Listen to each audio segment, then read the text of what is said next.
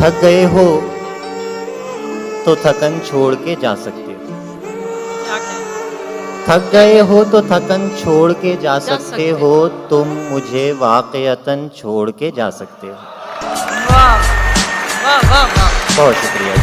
थक गए हो तो थकन छोड़ के जा सकते हो। तुम मुझे वाकईतन छोड़ के जा सकते हो। हम दरख्तों को कहाँ आता है हिजरत करना। क्या क्या हम दरख्तों को कहाँ आता है हिजरत करना। तुम परिंदे हो वतन छोड़ के जा सकते हो। क्या हम दरख्तों को कहाँ आता है। बहुत शुक्रिया जी। हम दरख्तों को कहाँ आता है हिजरत करना। तुम परिंदे हो वतन छोड़ के जा सकते हो। और तुमसे बातों में कुछ इस दर्जा मगन होता हूँ।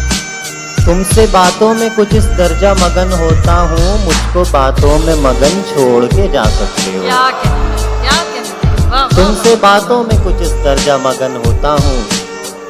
तुमसे बातों में कुछ इस दर्जा मगन होता हूँ। मुझको बातों में मगन छोड़ के जा सकते हो। ऐसे आ सकते हो जैसे कोई खुशबू आए। ऐसे आ सकते हो जैसे कोई खुशबू आए। और जाने को घुटन छोड़ के जा सकते हो। वाह वाह वाह वाह। क्या ऐसे आ सकते हो जैसे कोई खुशबू आए। और जाने को घुटन छोड़ के जा सकते हो।